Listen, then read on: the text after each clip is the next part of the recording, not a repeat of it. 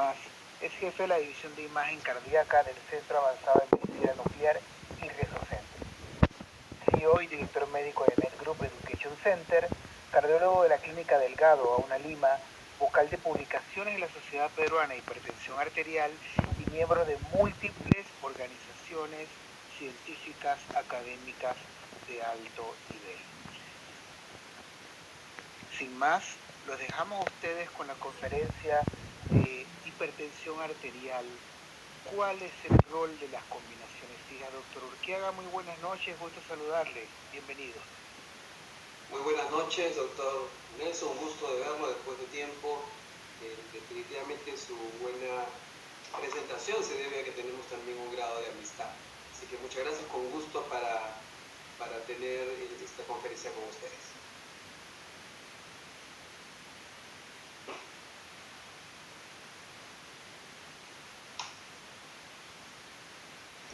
Doctor.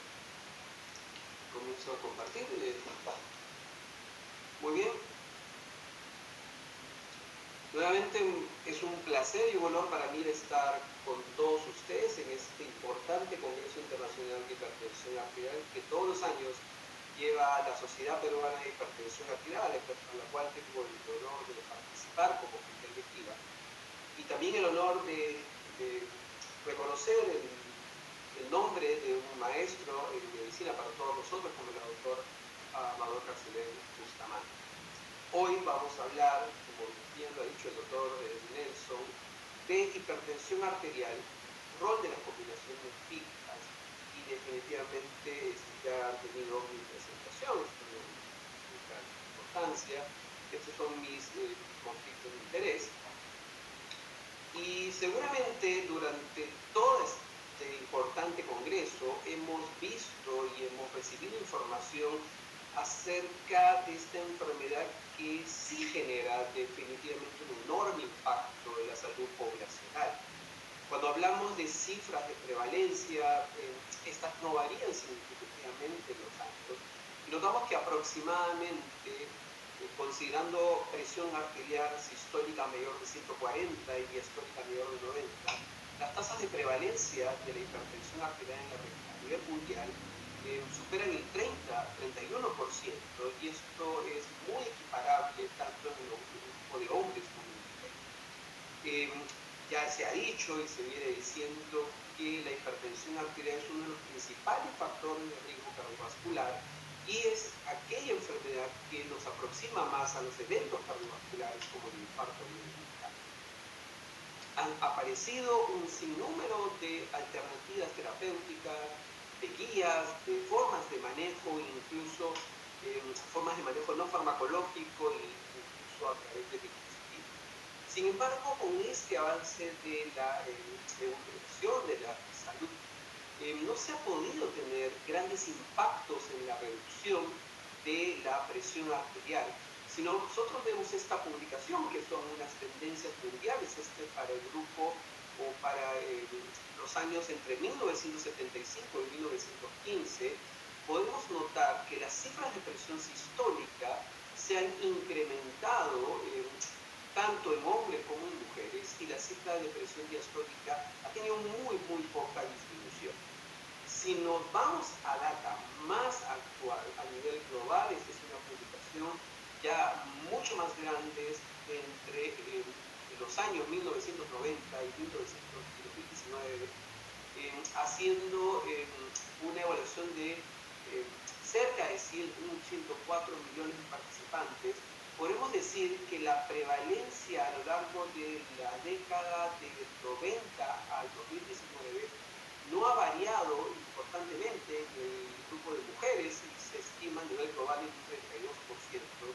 Sí ha habido un cambio importante en el incremento de prevalencia de los pacientes varones en esta década, siendo los hombres teniendo actualmente 34% de prevalencia en comparación con el 32% que teníamos hace 10 años. Pero esto no es tan grave si es que no vemos qué tanto estamos actuando sobre esta hipertensión arterial. Y aquí las cifras comienzan a ser aterradoras cuando notamos que para estos 10 años las tasas de control de presión arterial están bajas, y esto también va a diferir en una serie de países, pero a nivel global la tasa de control para mujeres va aproximadamente en el 18%, y la tasa de control para varones a nivel mundial está por el 23%.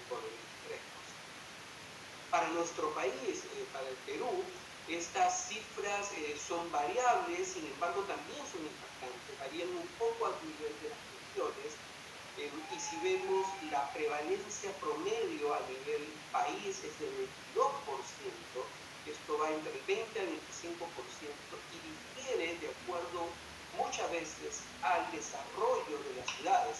Noten Lima, la ciudad claramente más desarrollada en nuestro país, es una de las que tiene tasas más altas. Ica se considera una de las ciudades con mayor tasa de empleo, por ejemplo, es decir, mayor movimiento económico, también tienen altas tasas de hipertensión arterial.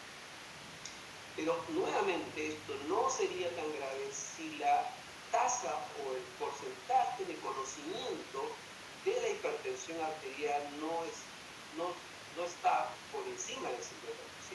Ciudades como Piura nos hablan que está entre el 45 y 50%, que es la mitad de pobladores de esas ciudades no conocen que son hipertensos. Y esto, al conocer que la hipertensión es una enfermedad silenciosa y que va a generar riesgo cardiovascular, esto es de enorme importancia.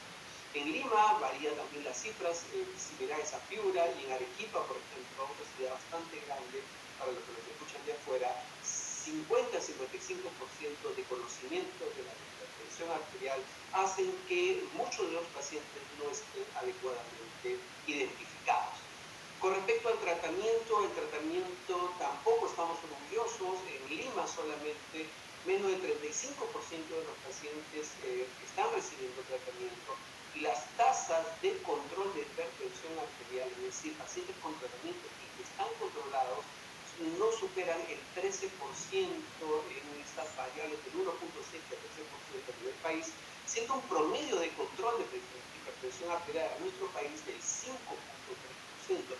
Y esto definitivamente, en visión al futuro, en visión de que la enfermedad cardiovascular es la primera causa de mortalidad en el mundo hoy día, que es el Día Mundial del Corazón, y que nuestro país, con el desarrollo que viene teniendo como una economía emergente, a pesar de todos los problemas que tenemos, se convierte ya en un país con altas tasas de esas enfermedades crónicas, y probablemente pronto la hipertensión nos lleve también a que la enfermedad cardiovascular sea también la primera causa de nuestro país. Actualmente se encuentra entre el segundo y el tercer lugar, pero pronto será probablemente la primera causa. Y esto sigue sin mejorar. Esta es otra data del 2015 al 2018 acerca del conocimiento, del tratamiento y del control de la presión. Y noten en todas las curvas, desde el 2015 hasta el 2018, todas las curvas van hacia la baja. Es decir, menos pacientes conocen que son hipertensos en relación al 2015, si lo vemos desde el 2018, menos pacientes están controlados en este mismo grupo de años, y menos pacientes tienen tratamiento. Y esto obviamente viene a ser escalofriante. Esto puede cambiar, y la data de una serie de países nos demuestran que sí pueden haber tasas muy adecuadas, o por lo menos bastante aceptables de control, conocimiento de la presión arterial. Noten países como Canadá, por ejemplo, que tienen una prevalencia superior tanto en mujeres como en hombres que en nuestro país. El conocimiento de la hipertensión arterial llega a cerca del 72% de mujeres y cerca del 84% de hombres. Esto difiere muchísimo de poblaciones latinoamericanas como la nuestra, y sobre todo de nuestro país. Y las tasas de tratamiento y la tasa de control son bastante aceptables cuando hablamos que Canadá tiene 50%, Alemania tiene 58% de mujeres de control de hipertensión arterial, comparado con nuestro país, que apenas llega a menos del 13% y en promedio 5.1%. Entonces hay mucho que hacer, sí se puede hacer, y de hecho eso tiene que ver con mucho con las políticas de salud que tienen que ver. Desgraciadamente en países como nuestro no hay una verdadera visión de la salud pública, y solamente Nos da mucha pena definitivamente los decesos que pueden haber por posibles enfermedades cardiovasculares, de políticos, pero son solo estos momentos, como estamos pasando estas últimas 24 horas, que las autoridades miran y preguntan si no hay médico en las 24 horas en una costa, a raíz de un suceso desagradable y lamentable de un congresista este día. Sin embargo, nunca más se acuerdan si las sociedades, si las cosas tienen médicos que pueden atender. Entonces, hay una serie de necesidades no satisfechas de la hipertensión arterial en nuestro país y en el mundo. El diagnóstico y conocimiento de la enfermedad, para ir cerrando este concepto, se ha disminuido del 2018 del 2015 al 2018, y en el mundo también este conocimiento va por el 36%. Las tasas de control y tratamiento de la hipertensión arterial en nuestro país han disminuido en estos grupos de años. Solamente 1 de cada 5 pacientes están controlados adecuadamente, y menos del 13% están bien manejados. Entonces, estas son cifras que nos generan mayor estimación y aumento del riesgo cardiovascular. Si nosotros tratamos de englobar los factores que evitan la reducción de la presión arterial y las tasas de control, vamos a encontrar muchas que tienen que ver con el aspecto social y ambiental, definitivamente. Tiene que ver la condición social, el estrés, que hoy día ha sido reconocido en las últimas guías y otras guías cardiovasculares. El estrés socioeconómico y ambiental genera el estrés por los fenómenos como el fenómeno del Niño, por ejemplo, o otros cambios climáticos también generan un menor control de las tasas de presión arterial. Definitivamente, y hacía el ejemplo del acceso de la salud, sobre todo a la movilidad de ciudades más alejadas de Lima, y esto genera un problema importante porque los pacientes no se están controlando y no se están reconociendo como aquellos. Las variaciones regionales que se viene a hablar, acabamos de escuchar a dos brillantes colegas hablar de obesidad, y de hecho el síndrome metabólico de poblaciones latinoamericanas más como nosotros van a generar mayor cambios en la presión arterial y también mayor dificultad en el control de la presión arterial. Pero quizás una herramienta que puede ser manejada es la terapia inadecuada. La terapia inadecuada probablemente sea uno de los principales factores que evitan que podemos manejar la presión arterial adecuadamente. Y esta terapia inadecuada pasa por el mal conocimiento de la farmacología, el mal conocimiento de las combinaciones, el mal acceso de salud al servicio de salud que podría tener las combinaciones.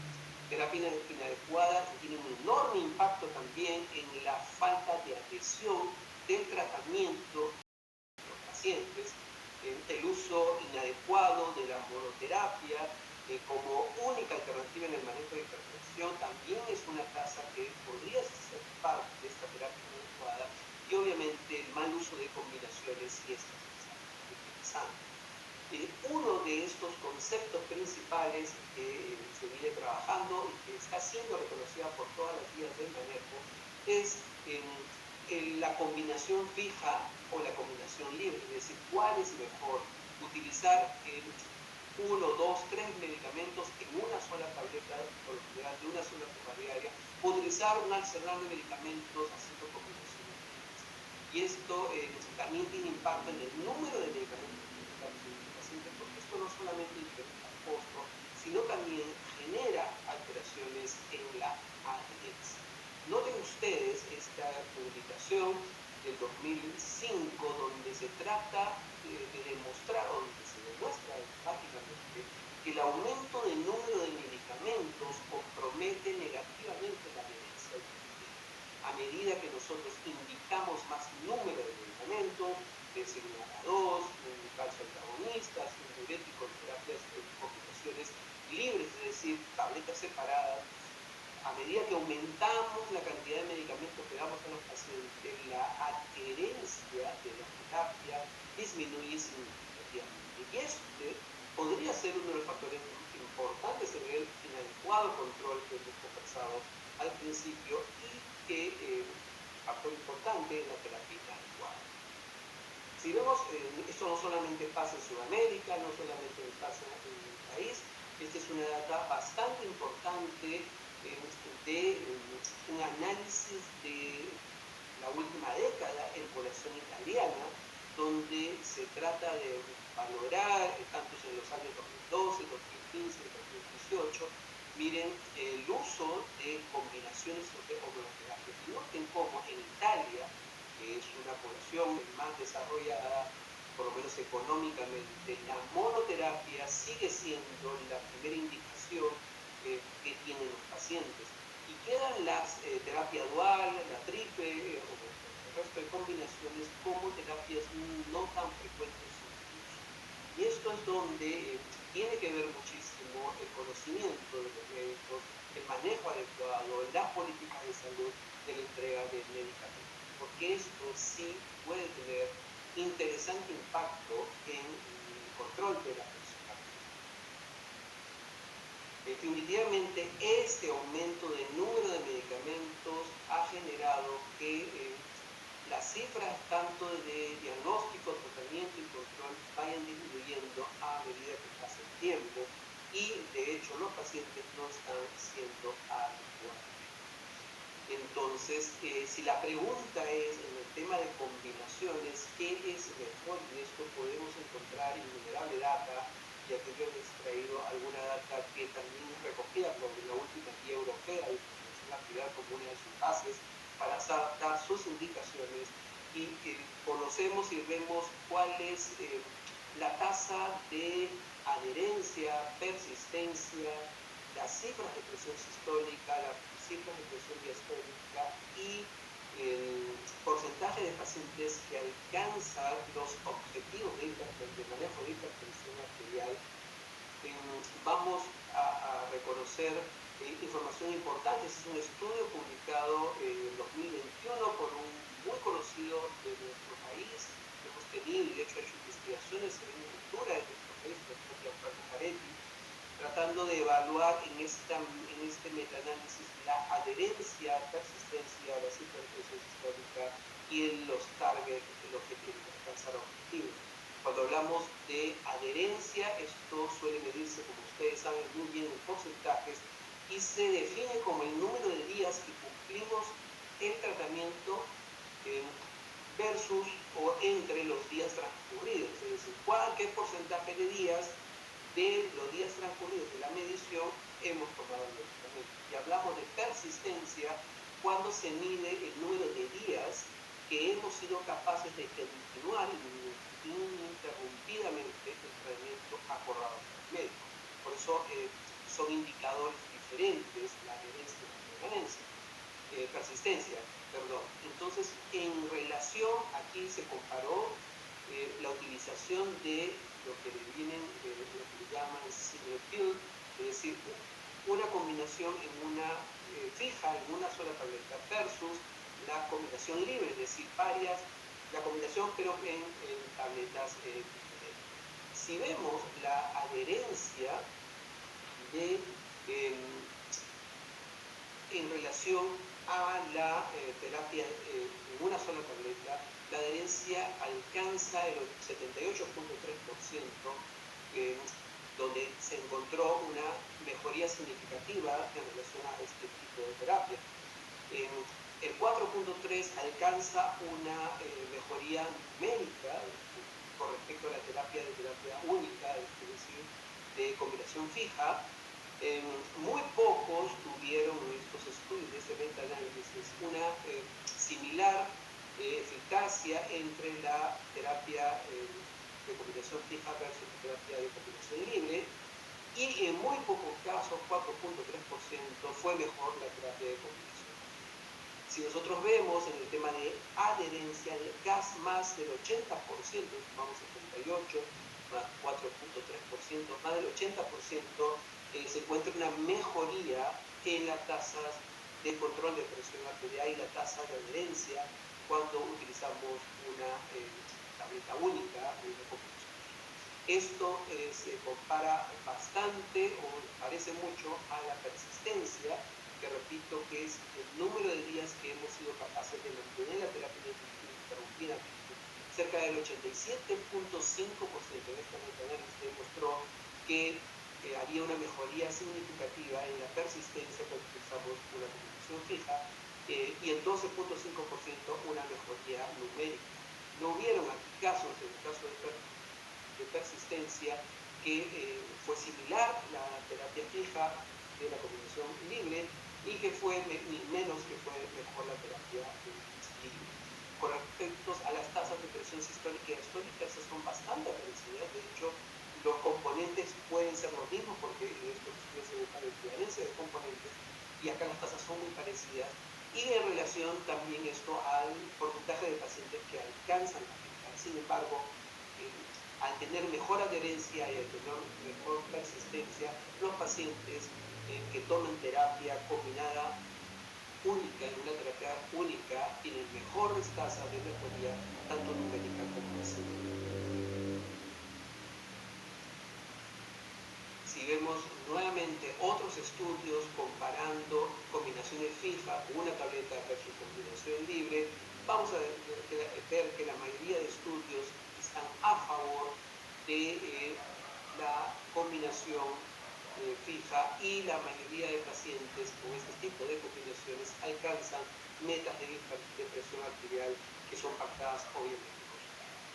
Cuando hablamos de terapia combinada, también estamos hablando de probablemente un incremento, una ayuda, no solamente en la reducción de síntomas de presión arterial, no solamente en la adherencia, no solamente en la persistencia, no solamente en alcanzar las metas, sino también en la reducción del riesgo cardiovascular, porque estamos combinando agentes terapéuticos que por separado desde ya muchos tienen eficacia en la reducción de eventos cardiovasculares.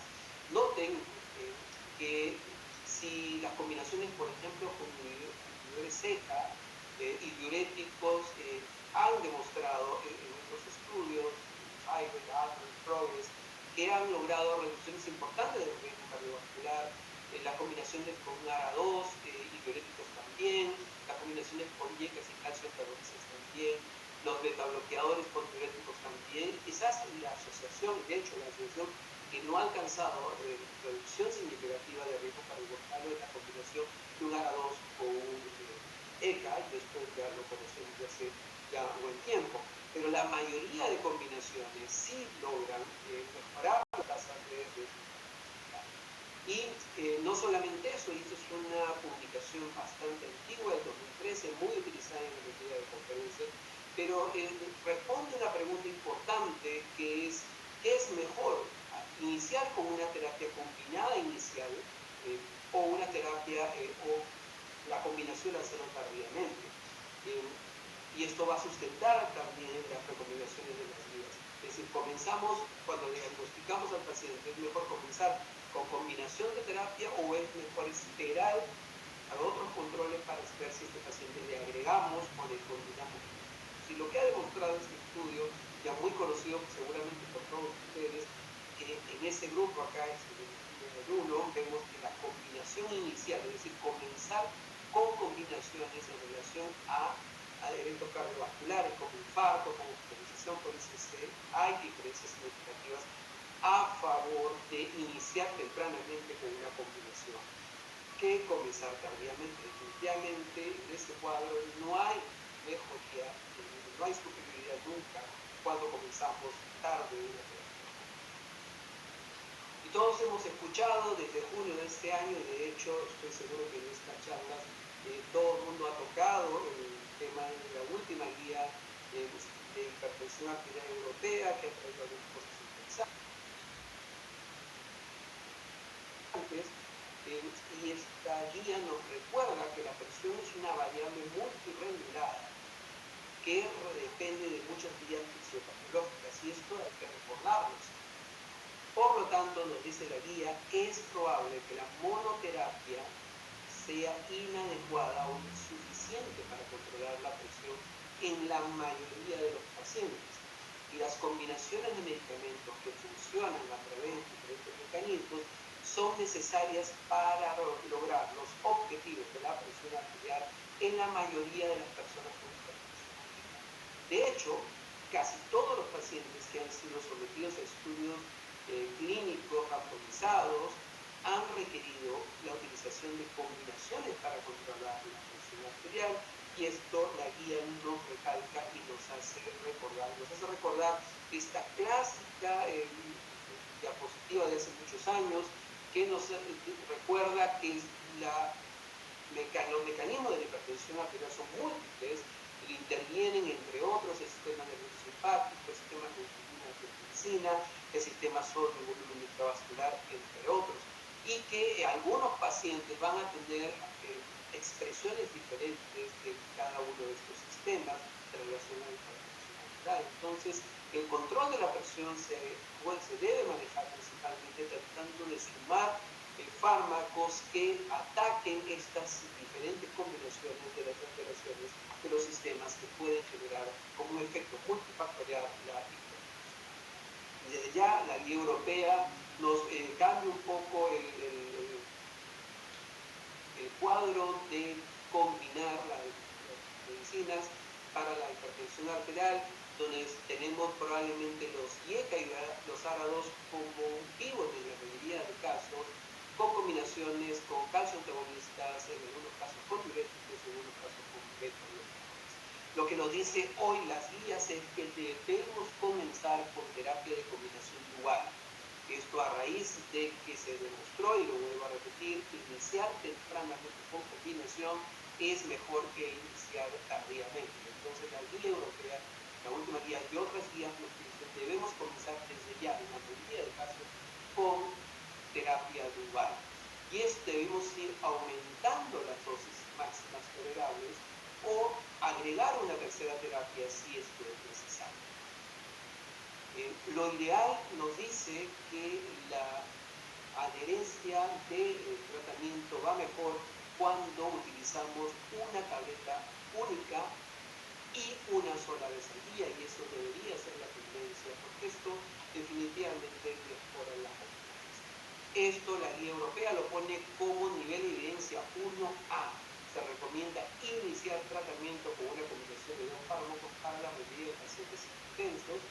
Las combinaciones preferidas, debido a los estudios que estas tienen, son los inhibidores del sistema renina-angiotensina, sean los ECA o los ARA2, combinado con un calcio antagonista o con un diurético o un diurético light. Entonces, esa es la indicación 1A para la mayoría de nuestros pacientes hipertensos.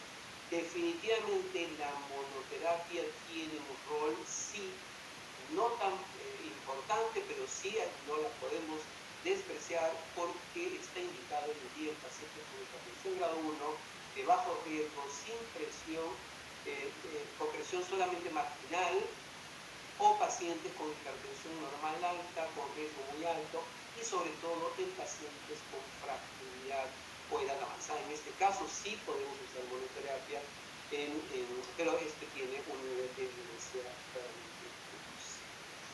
A esto se le ha llamado la estrategia terapéutica nuclear de hipertensión arterial, donde nos dicen que tenemos que nuclear en una sola píldora una terapia combinada doble. Y en esa única píldora, la preferida y la que más se recomienda son los inhibidores ECA o los ARA2 junto con un calcio antagonista o un diurético. Entonces, la guía del 23 nos dice en la mayoría de los pacientes el tratamiento debe iniciarse con una sola terapia de dos fármacos para mejorar la velocidad, la eficiencia y la previsibilidad del control de la presión arterial, llevándolos a presiones y controles más adecuados rápidamente. Aunque se pueden usar varias combinaciones de dos fármacos, las combinaciones preferidas de dos fármacos deben ser un bloqueador del RAS y un calcio antagonista o un diurético, y así lo pone la guía de este tratamiento o terapéutica nuclear. También es adecuada para la mayoría de pacientes con hipertensión sin complicaciones, para pacientes con daño de órgano blanco objetivo, que todas las guías nos dicen que debemos elaborar el daño de órgano blanco mediado por hipertensión, la enfermedad cardiovascular, cerebrovascular, la diabetes y la enfermedad arterial también se benefician de su paciente. El algoritmo que nos propone la guía europea es que Debemos comenzar como un primer paso con las combinaciones duales, IECA-ARA2 más calcio antagonista o diurético, y con esto nos proponen que deberíamos estar controlando el 60% de nuestros pacientes. Si no llegamos a controlar, podemos pasar a este paso 2, donde es una triple combinación, donde ya alcanzamos cifras de control de presión arterial del 90%, y si ya no controlamos, pues estamos hablando de probablemente hipertensión resistente verdadera, y esta alcanza el 5% aproximadamente de los pacientes. Y aquí podemos ir agregando más medicamentos, y entre ellos también se pueden considerar los beta-bloqueadores. Un ejemplo importante de estas combinaciones son los ARA2 y calcio antagonista. Yo creo que es una de las combinaciones que más utilizamos en el mercado, lo que más utilizamos en la práctica clínica, por los enormes beneficios que puede tener un arador como un pivot en el manejo de la hipertensión arterial, no solamente por sus efectos de reducción de hipertensión arterial, sino por menos efectos adversos, pero también por sus demostrados efectos en riesgo cardiovascular, como accidentes cerebrovasculares, fibrilación auricular, como proteinuria, como daño renal, como mejoría del endotelio, entre otras cosas que se han demostrado en los años. Los calcio antagonistas son también una herramienta importante en el manejo, sobre todo en reducción de riesgo cardiovascular en relación a pacientes con infarto, en pacientes con enfermedad coronaria, pacientes con ACV. Pero quizás cuando usamos calcio antagonistas, la preocupación que tenemos los que manejamos pacientes con hipertensión arterial es el edema. El edema definitivamente es un efecto adverso no deseado, un efecto no deseado que vemos muy frecuentemente en los pacientes que utilizan sobre todo monoterapia con calcio antagonistas, y que muchas veces, sin ser muy deleterio del paciente, pero sí muy problemático, sobre todo la familia reclama, y obviamente el paciente no puede estar así. Tenemos que suspender una herramienta tan importante como la calcio. Y esta edema que todos conocemos, también sabemos que se debe a que hay un efecto no deseado del amlodipino por paso del ectodérmico capilar, el cual hace que el líquido intravascular se extravase y generando el conocido edema anular. Pero bien sabemos que los ADOs promueven la vasodilatación postcapilar, y esto reduce la intracapilar, y esto hace que al utilizar una combinación entre un ARA2 y un calcio antagonista se reduzca la intravascularización y hay una disminución importante en el edema. Entonces, cuando combinamos estos dos buenos medicamentos, un ARA2 y un calcio antagonista, podemos tener menos tasa de edema en nuestros pacientes, que por ejemplo un efecto adverso que nos quita la posibilidad de usar un excelente fármaco como puede ser, en este caso, amlodipino o un calcio. Hay una serie de combinaciones y estudios, pero yo pide conversar un poquito sobre esta combinación importante que es irbesartán y amlodipino. Como todos sabemos, irbesartán tiene una larga data de estudios importantes, sobre todo enfocados en control de ciclos de presión arterial, con excelentes resultados y excelentes disminución de eventos adversos, sin mayor alteración metabólica, y el amlodipino que todos conocemos efectivamente también tiene un excelente resultado. Lo que se ha tratado es hacer estudios para ver si una combinación entre irbesartán y amlodipino tendrían efectos sumatorios importantes en lo que viene a ser las tasas de comportamiento. Y por eso se diseñan dos importantes estudios que han servido obviamente para la aprobación en diferentes países de esta combinación irbesartán y amlodipino, y es los estudios IAP y los estudios ICOMPACT. Estos estudios son bastante similares, tienen dentro de su criterio de inclusión pacientes mayores de 18 años, hipertensión arterial establecida, que estuvieron recibiendo amlodipino o irbesartán a dosis bajas, y con cifras de presión arterial por encima de 145, acá ven los criterios de inclusión y los criterios de fertilización. Poblaciones importantes, 325 pacientes para el estudio IAP y 990 para el estudio iCombine. Las poblaciones bastante similares, edades promedios similares, 56%, índice de masa corporal mayor de 30, pacientes con obesidad por encima del 42%, y en las diferentes factores de riesgo como hipertensión, tabaco, diabetes, historia vascular bastante similar. El estudio iCombine es un estudio diseñado en pacientes con hipertensión arterial. En este estudio se da un periodo inicial de 7 a 10 días con monoterapia con amlodipino de 5 miligramos y luego son randomizados a la combinación irbesartán 150 miligramos más amlodipino 5 miligramos versus amlodipino 5 miligramos por 5 semanas y luego se escala a 150 de irbesartán más amlodipino 10 miligramos versus 10 miligramos de amlodipino por 5 semanas y se hacen controles de diferentes visitas para ver las tasas de control de presión arterial. Entonces es un diseño avanzado, multinacional, abierto, y el objetivo era el control de la presión arterial tras 5 a 10 semanas en estudios de MAPA, de AMPA, para un objetivo de menos de 125 milímetros de mercurio en la dosis. ¿Qué se encontró con el estudio iCombine? Es que en las primeras 5 semanas, al comparar amlodipino en monoterapia versus la combinación de dosis bajas, 155 miligramos de amlodipino y irbesartán, se encontró que a las 5 semanas la combinación redujo en un 12.4% en comparación a 6.3% de la monoterapia, y esto fue significativamente importante. Cuando pasan las 10 semanas en este tipo de pacientes, donde se aumentó la dosis de amlodipino a 10 miligramos, se mantuvo irbesartán 150 miligramos versus solamente monoterapia de amlodipino 10 miligramos, se encontró que la reducción de cifras de presión arterial sistólica alcanzó al 18%, menos 18%, en comparación a la reducción que obtiene amlodipino 10 miligramos, 7.2%, y esto fue significativo.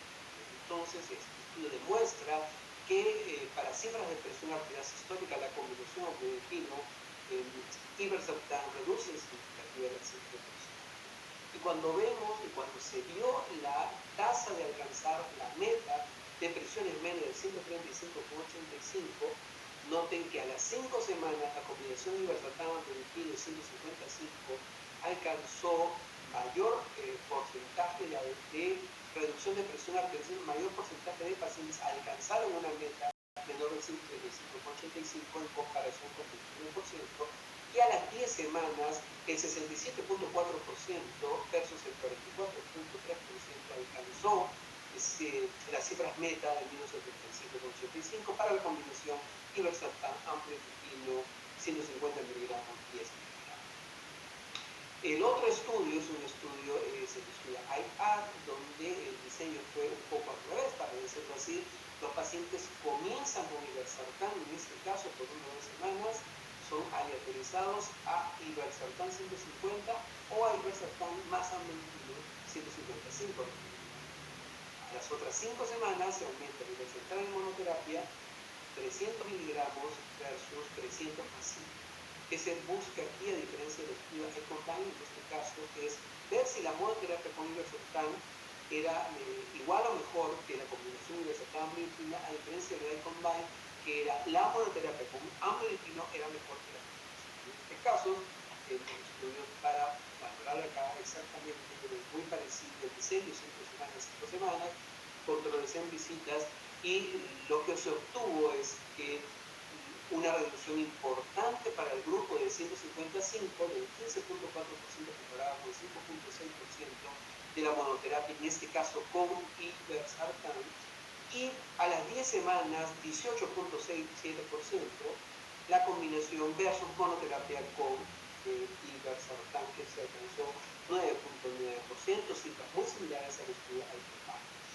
Con respecto al alcanzar la meta de la combinación versus la monoterapia, el 41% a las 5 semanas alcanzó la meta en el 155 y solamente el 22% en monoterapia con irbesartán alcanzó el 22%. A las 10 semanas, amlodipino y irbesartán 305 fue mejor en alcanzar las metas comparado con irbesartán solamente. Irbesartán 300 alcanzó 31.8% de la meta, pero la combinación 54.9%. quizás lo más importante también, o algo importante, mejor dicho, es la tasa de eventos adversos, sobre todo en respecto al edema malveolar. Noten que la combinación a 5 semanas, el amlodipino solo, 5 miligramos de amlodipino en 5 semanas, generó más edema que irbesartán amlodipino. Esto demuestra que esta combinación con este efecto balanceador entre el ARA2 calcitoagonista y la estabilización vascular es obviamente demostrable. Y cuando vamos a las 10 semanas, esta diferencia también se mantiene a favor de la combinación. En este caso, la combinación fue mejor, reduciendo o no, evitando la presencia de edema mágica. A modo de reflexiones finales, entonces, en estas necesidades insatisfechas que tenemos hoy en día de hipertensión arterial, comenzamos hablando de la prevalencia, de la tasa de control no solamente en nuestro país, sino también a nivel mundial, que no está haciendo lo que nosotros deseamos como salud pública, que no estamos alcanzando y de hecho estamos generando mayor riesgo cardiovascular, y esto podría enfocarse en cómo podríamos satisfacer estas necesidades, que es obviamente mejorando las campañas y el diagnóstico de hipertensión arterial. Y esto pasa por mecanismos gubernamentales, de sociedades, de mayor awareness, de conocimiento de la enfermedad, de diagnóstico y también de campañas de salud pública para que los pacientes reconozcan que son hipertensos y que busquen una terapia importante y efectiva.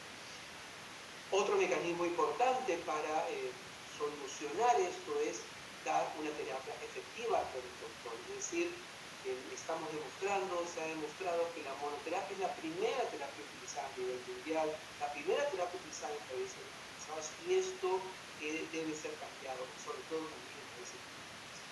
Entonces, esto va a generar mejoría en el riesgo cardiovascular. La educación, las estrategias gubernamentales, la terapia combinada puede mejorar la tasa efectiva del control, y la terapia individualizada es otro mecanismo importante. Los pacientes no entran solamente en una guía, por más que tengamos guías novedosas, tenemos que evaluar adecuadamente al paciente, estratificar al paciente y individualizar su tratamiento para lograr que alcancemos cifras de control de hipertensión adecuadas y de hecho reducir sus tasas de eventos cardiovasculares. Finalmente, está demostrado que las combinaciones fijas, es decir, en una sola tableta, son más eficaces en términos de adherencia y persistencia en el manejo del tratamiento. Menos pacientes abandonan el tratamiento, mayor pacientes tienen mejor cumplimiento con respecto al uso de medicamentos cuando utilizamos en una tableta de combinación fija y de un solo toma al día. Esto mejora muchísimo estas tasas. Las combinaciones fijas como irbesartán, amlodipino, son más eficaces definitivamente en la reducción de cifras de presión arterial y más eficaces alcanzando la meta de presión arterial versus monoterapia con amlodipino. La tolerancia de las combinaciones fijas, en este caso con irbesartán y amlodipino, definitivamente son superiores a la monoterapia con amlodipino en términos de edema mágico.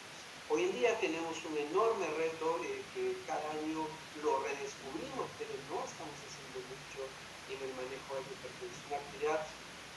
Tenemos combinaciones importantes, las guías nos recomiendan utilizar estas combinaciones y ahora solo nos queda tratar a nuestros pacientes de una forma adecuada, de una forma humana, de una forma eficiente para reducir este flagelo que es el riesgo cardiovascular y los eventos cardiovasculares que, repito, los próximos 5 o 10 años se van a convertir en la primera causa de muerte en nuestro país, y desde ya son la primera causa de muerte en el mundo. Hoy, Día del Corazón, y celebrando este importante Congreso de Hipertensión Arterial, les agradezco su atención, les agradezco al Laboratorio San Marcos por haberme invitado para hablar de estas reflexiones y mostrarles algo de evidencia con respecto a un tipo de combinaciones, y quedamos atentos para cualquier comentario. Muchas gracias.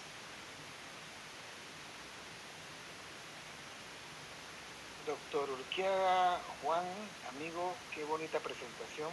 Muchas gracias por habernos hecho un recorrido que va desde la concientización, qué tanto yo sé o que conozco que tengo hipertensión, las opciones terapéuticas. Y yo no te voy a hacer una pregunta específicamente de fisiopatología. Yo quisiera, porque creo que muchos de los que están aquí quedaron muy claros con tu presentación y es información que vemos todo el tiempo. Yo te quiero hacer,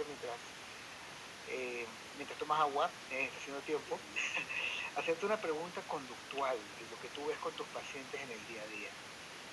Fíjate que tenemos múltiples opciones para tratar al paciente con hipertensión, pero como tú bien presentaste, no llegamos a la meta. Más allá de la píldora, ¿qué piensas tú que puede estar influyendo en que nuestros pacientes en Latinoamérica, en Perú, no lleguen a metas de control de presión arterial? Bueno, como lo presentamos en uno de los slides, definitivamente hay la hipertensión arterial y la fisiopatología de hipertensión es multifactorial. Las terapias, la terapia combinada actúan en diferentes mecanismos tratando de reducir, pero no es suficiente, ¿no? Tenemos factores de riesgo importantes: obesidad, síndrome metabólico, tabaco, y los más modernos, por decirlo así, que han sido reconocidos son el estrés emocional, las alteraciones sociales de nuestros países hacen que los pacientes no controlen adecuadamente la presión. Entonces, ese manejo es multifactorial, no solamente es del cardiólogo ni del internista, es de todo un pool de médicos que deben manejar la hipertensión. Así que hay muchos factores muy difíciles de establecer, pero ya está demostrado principalmente que obesidad, estrés, son factores que probablemente no se alcancen a controlar solamente con los medicamentos para hipertensión. Sí, es que es muy importante el tema, como bien mencionas, del estrés, el estilo de vida que llevamos ahora muy acelerado, las comidas que son muchas veces inadecuadas. Eso es algo que frecuentemente hace que los pacientes no alcancen las metas. Te pregunto también acerca de la adherencia en tus pacientes. Cuando tus pacientes empiezan a tomar sus medicamentos antihipertensivos, ¿por qué tiempo más o menos permanecen ellos en permanencia? Tú lo hablaste hace un momento, pero en tu experiencia personal, ¿qué influye en que los pacientes permanezcan más en la terapia versus otros que no lo están? Yo creo que es una interesantísima pregunta, porque es algo que muchas veces no exploramos, ¿no? Estamos buscando el mecanismo de acción, la farmacología, quién es mejor, qué haga dos, qué es protagonista, qué beta bloqueador, pero no bajamos al consultorio y le preguntamos al paciente qué lo hace abandonar. De hecho, los que hacemos práctica privada principalmente, notamos una tasa de deserción de pacientes hipertensos. En primer lugar es la relación que uno lleva con el paciente. El paciente, a mi modesto entender, y un poco lo que yo trato de hacer, yo manejo pacientes, que trato de manejar con mucho volumen para tratar de manejarlos un poco más tranquilamente, pero es con el paciente llegar a objetivos, llegar a convenios, el paciente tiene que saber, primero, que es hipertenso. Segundo, creo que tiene que saber que la hipertensión no se va a curar. Tienen que saber que el tratamiento, por más que nosotros pongamos en la receta 30 días, no es para 30 días, no es forever, es quizás para siempre. Tenemos que explicarle que probablemente el medicamento que le estamos dando 2, 3 meses, un año, probablemente en algún momento vamos a tener que cambiar porque existen estos mecanismos de escape y una serie y eso hay que conversar con el paciente, ¿no? No pretendemos un paciente controlado tenerlo todos los meses o cada 15 días, pero por lo menos lo que dicen las guías es un control cada 3 meses, 6 meses, está con contactos directos, y aquí tiene que ver mucho la atención primaria. No los cardiólogos, no los internistas deberían estar manejando todos los pacientes hipertensos. La hipertensión debe ser un manejo de atención primaria, donde el médico domiciliario, el médico de familia, que llaman en nuestros países, vayan a buscar a los pacientes y controlar, así como se hizo en nuestro país de alternativas para la tuberculosis, donde se hace un seguimiento estricto de tuberculosis, por ejemplo. Algo así debería verse en hipertensión arterial. Entonces, la principal causa, para responder tu pregunta de por qué el paciente no sigue o no tiene adherencia, uno es porque las consultas son 10 minutos, 15 minutos, el médico no se da tiempo para explicarles, y eso no sé cómo cambiarlo, y que el paciente tiene no tiene suficiente información, uno, y dos también es los costos de medicación. Las políticas de salud, las políticas de mercado, no lo sé yo, también hacen que muchos medicamentos buenos tengan precios altos y la cobertura de salud, por ejemplo en nuestro país, que la mayoría es un autopoque, es muy difícil mantener un tratamiento bueno, de marca, de calidad, por mucho tiempo. Entonces, y obviamente el libertinaje que tienen muchas farmacias, acá dependencias, donde en la farmacia uno que no es médico, ni farmacólogo, ni le dicen, no, pues esta combinación es lo mismo que tomar por separado, y mejor tome uno, que para qué toma dos. Y desgraciadamente la educación en nuestro país es deficiente y eso hace que no se tome, entre miles de factores más. Tal cual, y es ahí donde las terapias combinadas en una sola píldora juegan un rol importante, como bien tú lo explicaste, y visualmente también, porque ojalá nuestros pacientes fueran solamente hipertensos, pero no. Hay otra serie de patologías que también se comparten en el mismo paciente, en el ser humano. Y fíjate que me hiciste hacer una reflexión, porque el paciente con tuberculosis, por ejemplo, es un paciente que está tosiendo o que tiene algunos síntomas que por lo menos se perciben en el entorno, pero clásicamente un paciente que llega a hacerse un examen periódico de salud a los 47 años, llega hipertenso a la consulta sin sentir nada, llega con dislipidemia sin sentir nada, llega con la glicemia un poco por arriba, ya con rango de una diabetes muy leve, no se siente nada, y un paciente que llega caminando a la consulta perfectamente bien en su concepto, sale con 3 terapias para 3 patologías que en la escuela tiene indicadas. Entonces, ahí les cuesta mucho creer esa parte porque no tiene mayores síntomas. Entonces, hay una pericia que hay que tener para poder explicar a los pacientes. ¿Cómo?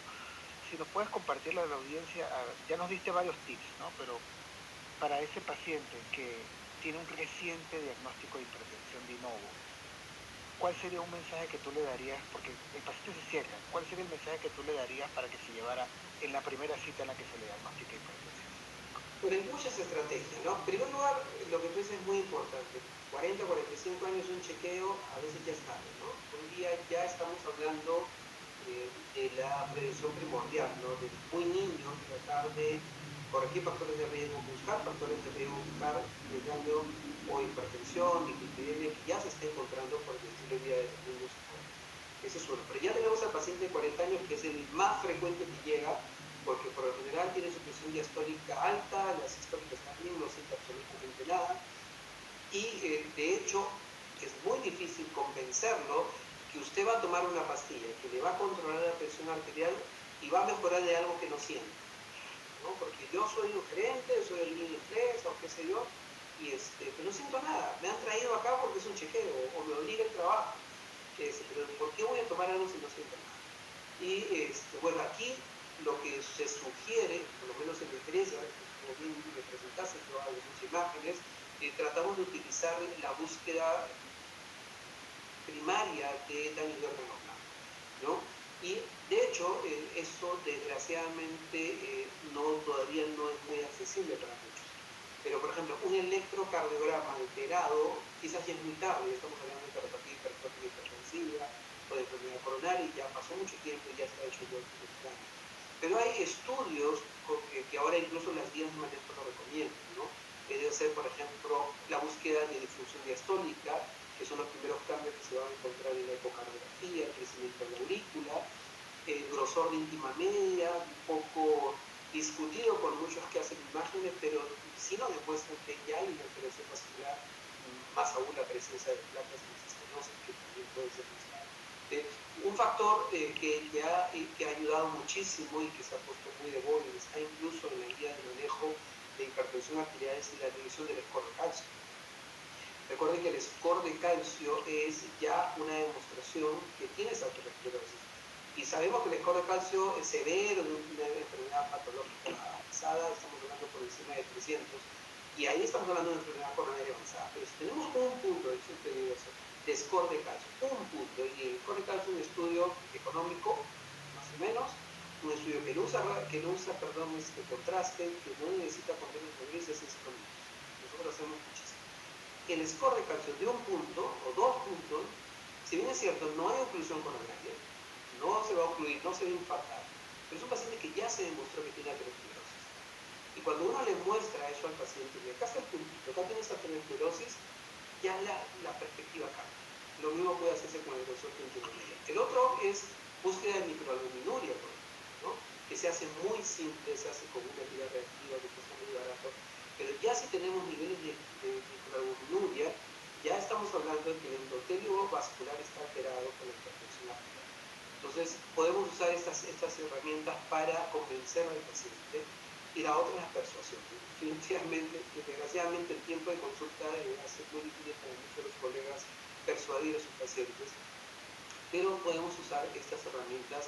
Yo los invito a usar esporrecalcio, a usar microalbuminuria, a usar estas series de nuevos marcadores que nos pueden ayudar para convencer al paciente de que esa cifra de presión arterial que no siente nada, de por qué me trajeron a la consulta, sí te está generando.